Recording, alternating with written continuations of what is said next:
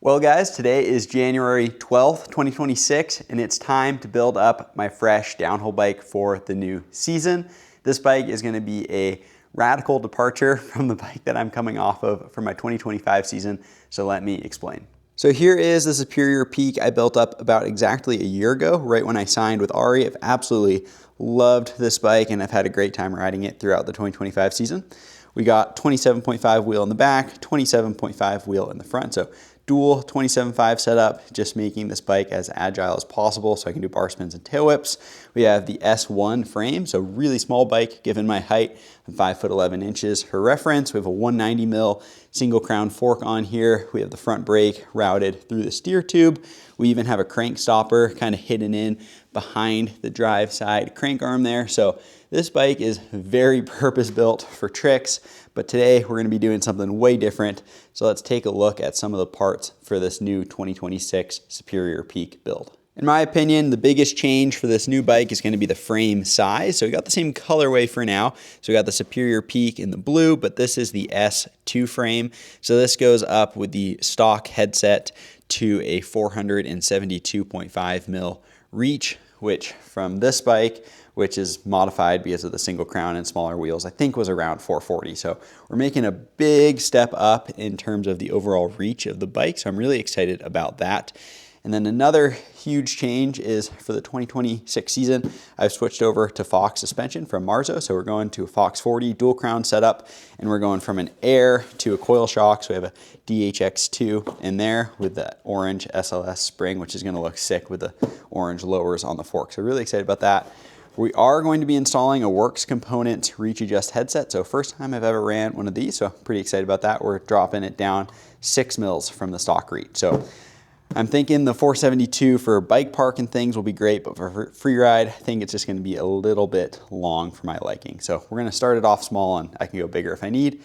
And then another really big change for the upcoming season is switching over to Michelin tires. So these tires are actually the set that I was sent this summer to test. So I cleaned them up for the bike build, but figured we should do a nice longevity test with these puppies.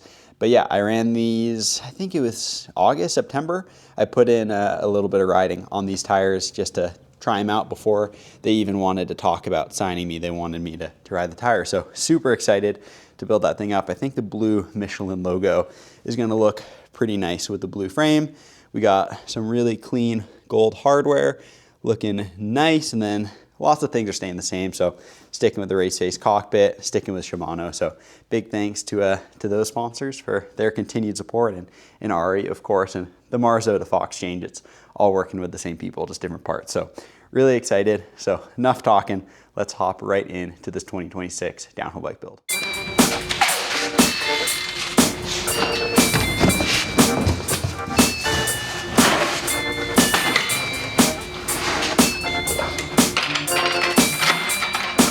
Hey, I bet it must be nice. Chillin' every day, not really doing shit, a couple million in the bank. I'm working all the time, never getting me a break. But fucking that's fine, not a minute go to waste. I just wanna be a legend every second, I gotta be going in. A part of me wanna chill, but a part of me wanna win. No college paying my bills, I'm saying this is what I feel. Cause haters be looking stupid when you just keeping it real. I got too much on my mind, can't care about the internet bullshit.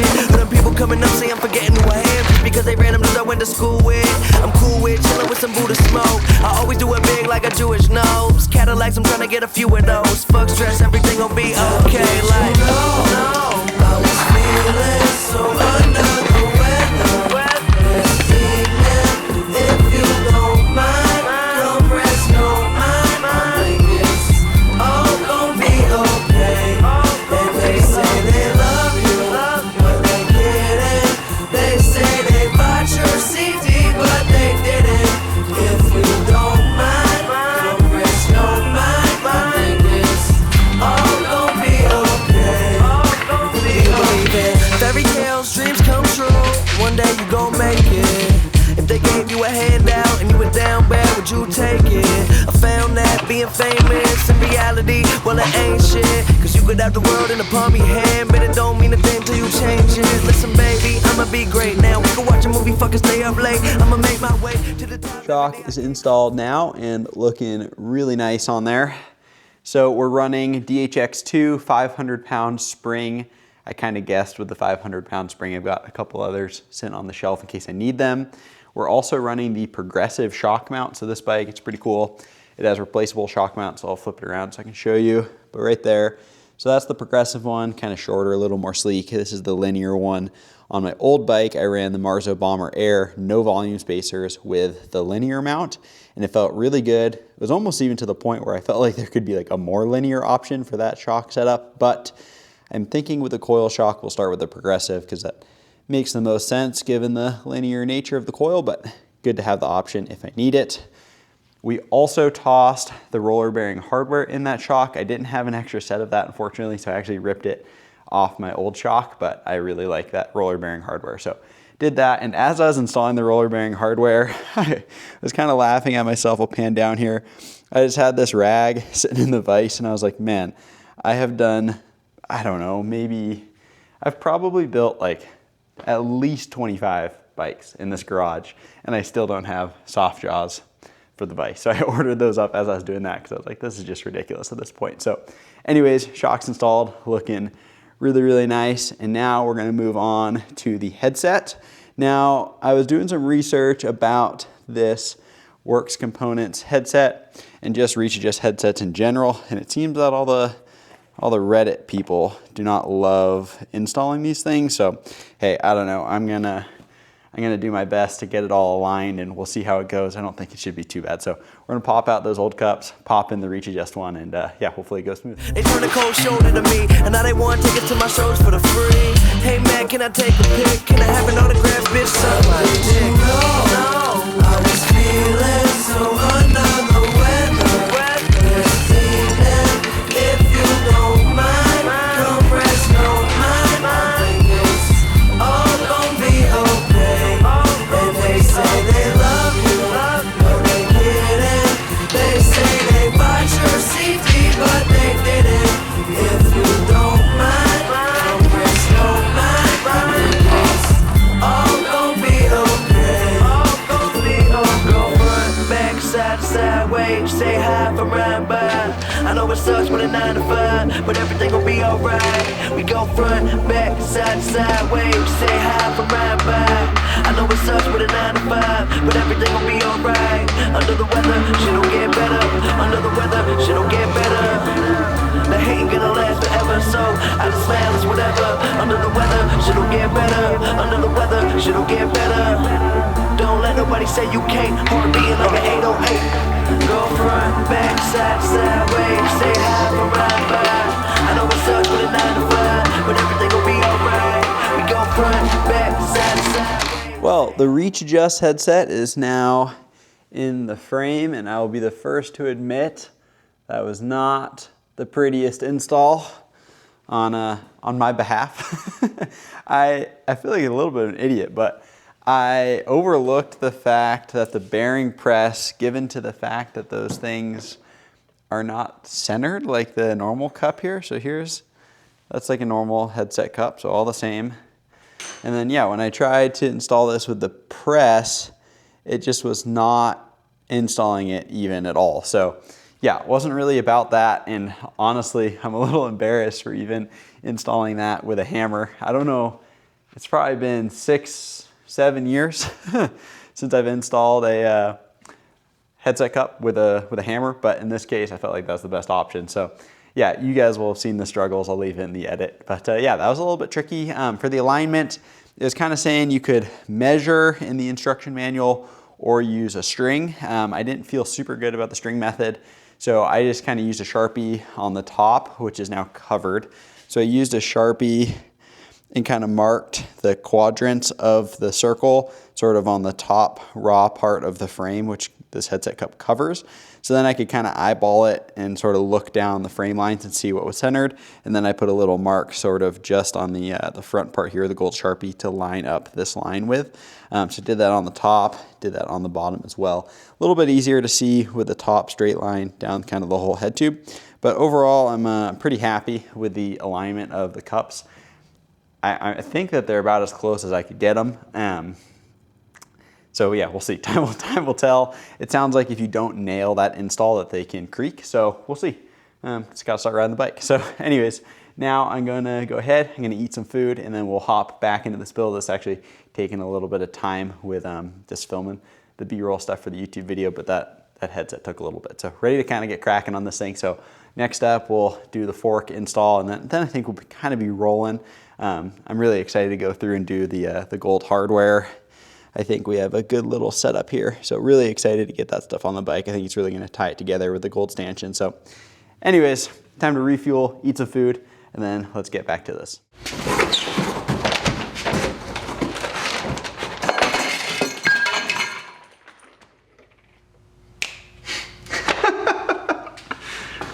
Well, so much for my beautifully laid out gold bolts in my tray. Let's just hope I can find everything. Just finished unboxing the fork, and I think I failed to mention in the intro that another big change with this bike, in addition to the frame size, tire, suspension, all those things, is that we're gonna be going to a mullet setup from the dual 27.5. So 27.5 rear, 29 front should make this bike a lot more capable in some technical terrain. It won't be as dialed for tricks and things, but that's not really the goal. We're just trying to make riding gnarly stuff a little bit easier. So should be dope. Let's go ahead, toss the fork on there. I know it sucks with a 9 to 5, but everything will be alright. Did you know I was feeling so under the weather? This evening, if you don't mind, come rest your mind. I think it's all gonna be okay. And they say they love you, but they didn't. They say they bought your safety, but they didn't. If you don't mind, come rest your mind. I think it's all gonna be okay. All gonna be okay.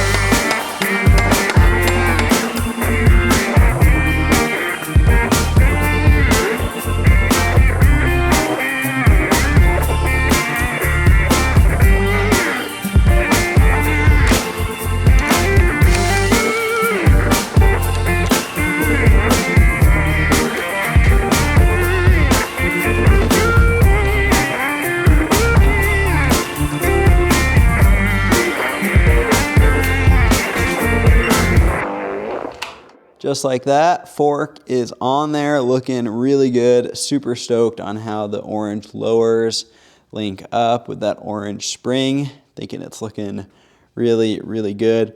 For spacers, kept it pretty modest on this bike. So we're just running this top drop crown. We got a 10 mil on top, and then a generous 10 mil on the bottom. I maybe could have used a 5, but it was kind of cutting it close. And one thing that I thought was interesting with this headset install is if we come over here and actually look at the instruction manual. So you're supposed to do the lower bearing, then a seal, then the crown race. And here is that lower seal, not installed on the bike. So what I actually found was with the lower seal installed in there, it was putting like a weird pressure on the bearing. And as I preloaded the top cap bolt there, I just couldn't turn the fork. And then I was like, okay, maybe there's just like some weird binding going on. So I popped it out and boom, it fixed it and steering perfect. Because at first I was like, okay, maybe I didn't line up the cups right, but that doesn't seem to be the case. It just seemed like the seal wasn't allowing the crown race to sit in the bearing well. So something interesting that I found, you can let me know in the comments if you've had a similar experience. So I'm gonna run it with this and see if I run into any problems. But so far everything seems totally dialed, and I have quite a good bit of tension on the preload on that bolt. So yeah, just an interesting little tidbit I figured I would I'd point out for you guys. Additionally, because of removing that spacer, I had a little bit more steer tube here at the top than I initially planned for. So typically I like to have a 5 mil on the top. I think it looks clean, but that's why we're running the 10 and 10 at the moment. So it kind of threw off my plans. So anyways, that's what's going on there. And now we're gonna go ahead, cut the handlebar, toss a stem on this thing, and then I think we're gonna be able to wrap this bike up pretty quick. So for the handlebar, we have the RaceFace Atlas bar, rocking this thing in the 35 mil rise. I'm gonna cut this down to 780. On my last bike, I had my bars at 760 for bar spins, but don't got that trick on this bike. So 780 it is. And then for the stem, we're gonna bump the RaceFace Atlas direct mount stem as well, 50 mil length. And this stem is a big reason why I went for that Reach Adjust headset, Because typically 472 mil reach, which is the stock reach on this bike with the normal headset, that with a 40 mil stem, like that's a pretty dialed setup for my preferences, what I've learned. But you know, with that in the 50 mil stem, I thought it'd be a little long. So drop the -6 headset cup in there, toss the 50 mil stem on, think we should be dialed.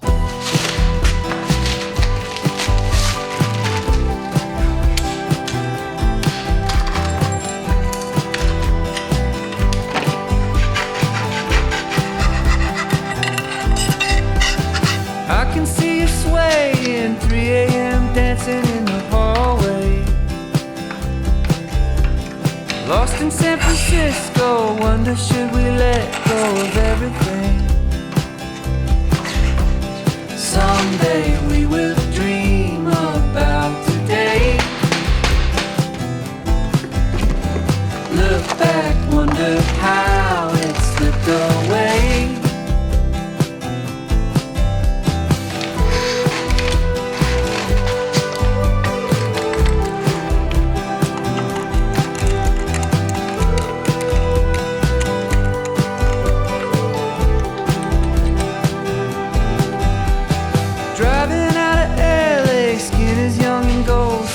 Chevrolet.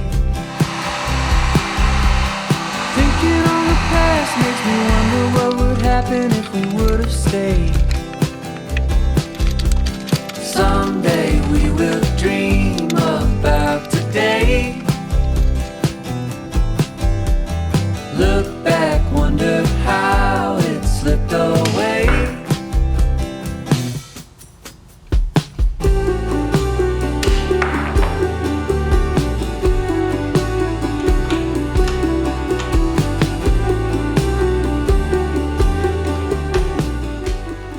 Brake lines are hooked up now, and I'm really stoked about this brake job for the electrical shrink wrap that I did on this rear brake. So it goes all the way up to there, and then it goes all the way back to where it enters the frame there. So why did I do that? Well, sorry, the bike stand's a little squeaky there. I do that so in any spot that the cable could hit the frame, such as there on the head tube, or particularly it kind of passes that pivot bolt under there.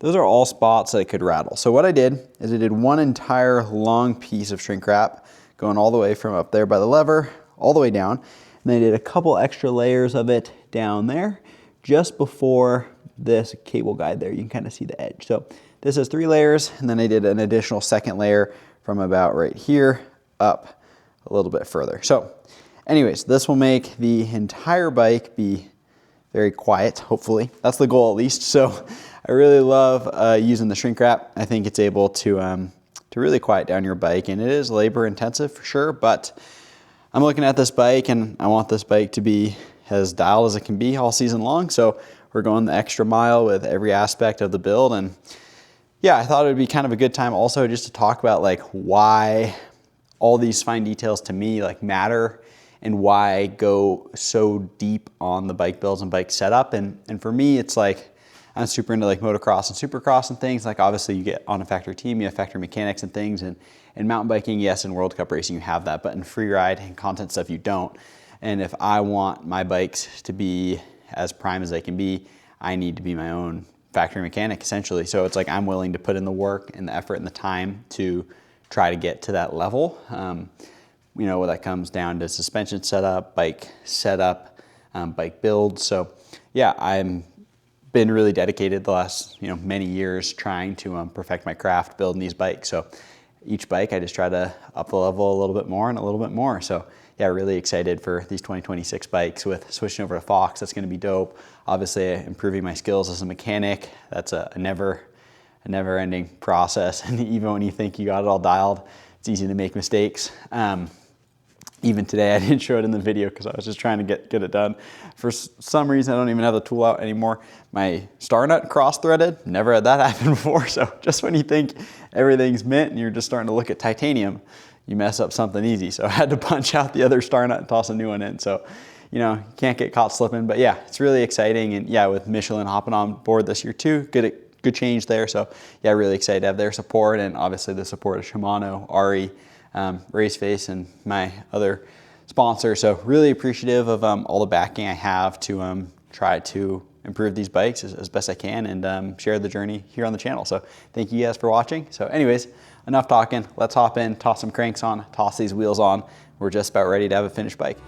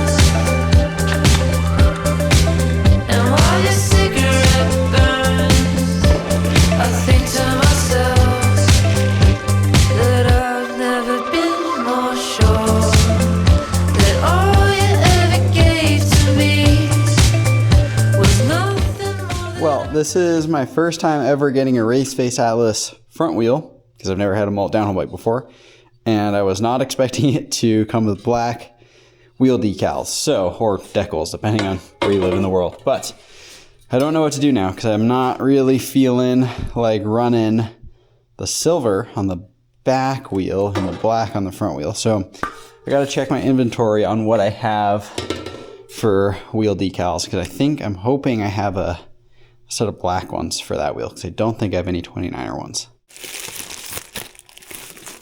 It was my lucky day. I actually do have a set of these. Oh no, I don't think it's the right size. Uh-oh. So I do have a set of black decals that will work for the rear wheel. They just are the XL size, which isn't the ideal situation, so still gonna try. We'll see if this goes well. Fingers crossed it does. I only wanna set the final score. I've never been more sure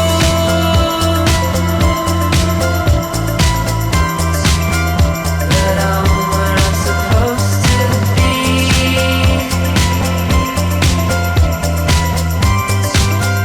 I've never felt so adored,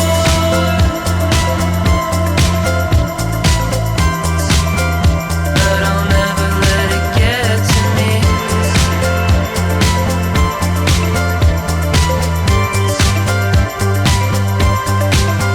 If we ever come down. So I started off with trying to install these black XL decals on the rear wheel to match the front. That ended up not working out so well, but I did have some large decals in this kind of like dark gray that would work on both wheels. So that's what I ended up going with here. So they match up very nicely. Boom, boom. So really stoked on that. And funny enough, that's actually the same wheel decal that I built up my 2025 Superior Peak with. So it's all coming full circle here, but time to slap these wheels on this thing and we're gonna have a bike. Sure that all you ever gave to me was nothing more than I could afford. I only wanna set the final score. I've never been more sure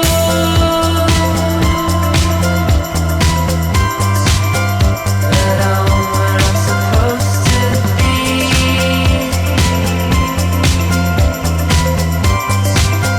I've never felt so